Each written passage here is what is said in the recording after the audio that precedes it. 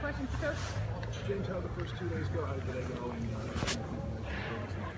go? Good. I thought yesterday was real good. The energy was good. We flew around. Day 2 is good, but we're still only in helmets, and I think they're ready to put the pads on and hit. It's been a while since they've had the opportunity to do that. So I think the coaches and the staff and the players have done a great job. I don't know if you could get more out of the first 2 practices than we have just being in helmets. We were still able to work run game. We did install run periods where it's like a jog through tempo. We have scout looks where the offensive players give themselves a scout look. So we're able to get run game put in. Defense does the same thing. Got a lot of installation in the passing game. Got a lot of good work in the passing game and 7-on-7 and skellies and things like that. So I thought it was really good. I thought we had 2 really good days. And then we had all the high school coaches here as well. We got over about 180 high school coaches here yesterday. Probably lost a few today. Can you talk about the differences between this year and last year at this time? You touched on it on Tuesday, but what are kind of the tangible things that you're able to do now that you weren't very early in the spring last year? It's everything last year. There wasn't one thing that we could take for granted. I mean, every little thing. And you still don't want to take things for granted now, but my point is they just understand. They understand where we're going to move on the field, where we're going to go, how practice goes. They have a much better understanding of the schemes. They got a much better understanding of the techniques and fundamentals. All those things. Denny Dowds, my college coach, who's here this weekend as well. He was here last year for the first practice, and then this year, and so we look like a different team. And had a bunch of high school coaches comment about that. So I think we physically look better, but I think mentally we're more confident of our assignments and our techniques as well across the board. James, it's early in practice, but is anyone standing out to you offensively or defensively that you enjoy? I'm always kind of a little reserved about doing that because to me I don't want to point specific guys out because they can list out a bunch. I will say this: DeAndre Tompkins got a couple vertical balls today and ran. Probably different than the way we've had guys run with pads on. Some guys test real well, but don't play fast. He was playing fast. I didn't think he did that last year. He looks like a different guy.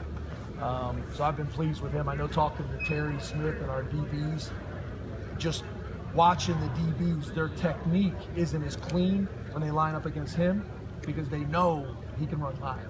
And that's what happens. It affects you. And that's why we want to be able to have speed at wide receiver, speed at DB, speed at every position, speed at defensive end, because it puts fear in people. I think he's got a guy that's going to be able to do that. He's looked really good at catching punts and returning kicks. Hoping he can do those things as well. So he's the one guy, but I could probably name 15 guys. James, one of the things you mentioned on Tuesday was there was obviously focus at middle linebacker and offensive line. What have you seen so far, from those positions, and how important are those positions? I think our footwork and our assignments is better at both, but there are 2 positions it's really hard to evaluate truly without the pads on. The O-line looks completely different. Physically, they look different. Adding in Paris, who's 6'8", and Sterling, who's 6'8", and now having Chaz coming back, who's 6'7", 325 or whatever he is, and all those redshirt freshmen that have put on 20 pounds, the whole group just looks different. We have so much more length.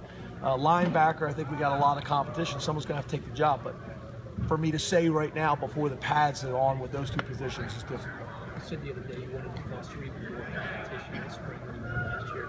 Anything you could tell us that you did over the last couple of days around competition and managing periods? Yeah, it's the competition aspect of practice. It's not about us doing anything really different. It's just a couple things. We have a legitimate 2 deep at every position, some 3 deep. So that alone is going to create some competition. We had some positions and some guys last year that they had no one behind them and they knew it. And that can create some challenges. Some people are just motivated internally and they don't need any external motivators. And a lot of us need something like that. So I think that's going to help. Just the competition that we have at each position, but also good players across the board going against each other across the line of scrimmage, offense versus defense. I hope with all the work that we put in and the development that we've had with our current players and then the influx of new players, that it's just going to make everything we do more competitive. It's not like we're necessarily doing different drills. When did your voice go?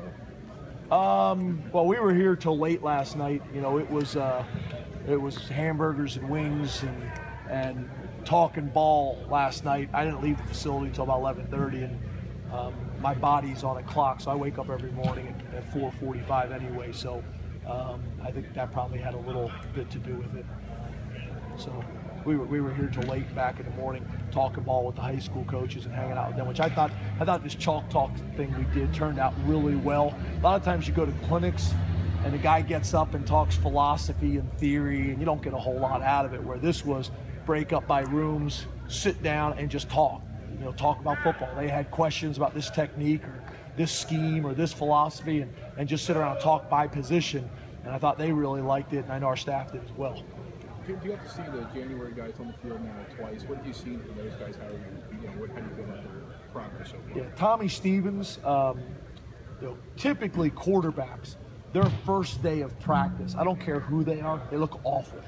You know, they went from throwing really nice spirals in high school, and they get out here and thinking too much, and the footwork is different, and they look bad, and you start second guessing yourself about why you took them, to be honest with you.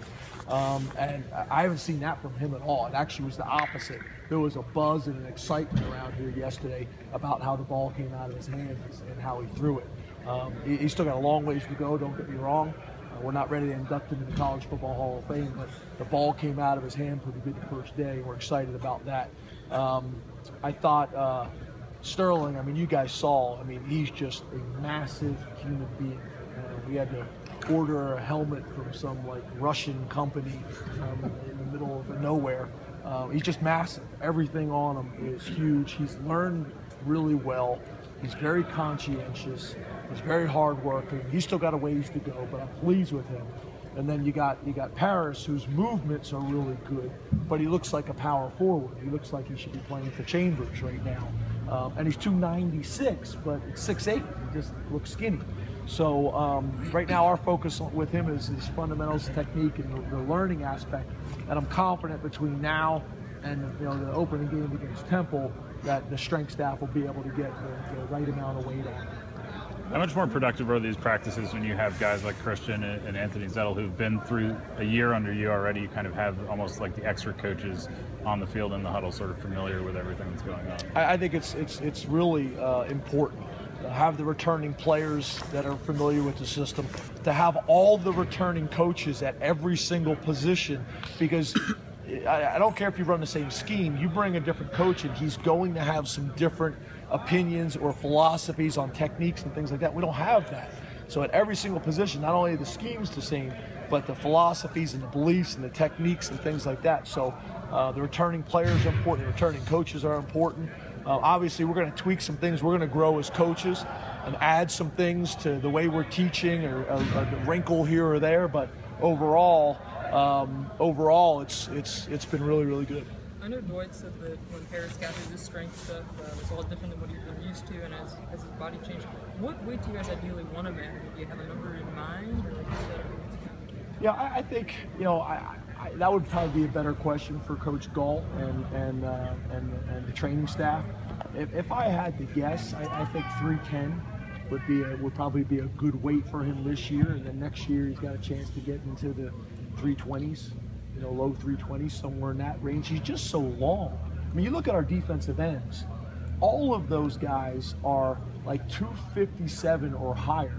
I think Nassib's 272, and they still look skinny because Nassib's almost 6'7". So it's just, I mean, we all would wish for that, to be so long you can put on weight that distributes across your body, not like me and my butt and my belly, So they're so long and they have so much length that they're going to carry a lot of weight. So I think 310, I'm going to talk probably with Coach Gall, more specifics about that, and the training staff. We've done bod pods on all of our guys to get an idea of bone density, as well as lean muscle mass, as well as percentage of body fat, and that will help as well. Toward the end of last year, one of these things that you said excited you about Geno Lewis was his room for growth in a lot of areas. What are you looking to see from him this spring? Well, he physically has a lot of skills. We've all seen it. He's made some dramatic catches. He's got great leaping ability. He's got great body and length. He's got to be more disciplined with all the things that he's doing, details inside and out. If the route's supposed to be 4 steps to the outside foot, it's got to be 4 steps to the outside foot. Those things, and that's not just Chino. That's a lot of our guys cleaning up all those details. And I think a lot of times these guys were just so good in high school. They could just go out and do it with athletic ability, but we're going against other really good players. So all those specifics and all those details are so important. So I think he's got a lot of room for growth. He's a really smart guy. So you take his athletic ability and his intelligence and then get all the details and the specifics work out. And I think you got a chance to be a fun guy to watch. You seem to have fun with these guys a lot. Is that part of the daily routine that you have fun with them as well as work them hard? I want to. I mean, we come out here and we fly around and work really hard with the same thing in our office with our staff. That's something that I think you got to be able to do. I talk to the guys all the time about really successful people can find a way to work hard and have fun while they're doing it. You're going to do the work anyway, so you might as well find a way to have some fun and enjoy it. We talk all the time. I hear coaches all the time talk about leadership in players. We don't have enough leaders on offense. We don't have enough leaders on defense. We don't have enough leaders on special teams. And then you hear coaches talk about developing leadership. And we want to do those things, but the best thing that we can do as coaches is us lead by example with our energy and our enthusiasm and our attention to detail and all those things. So it starts with us, and then it funnels down to the rest of the guys.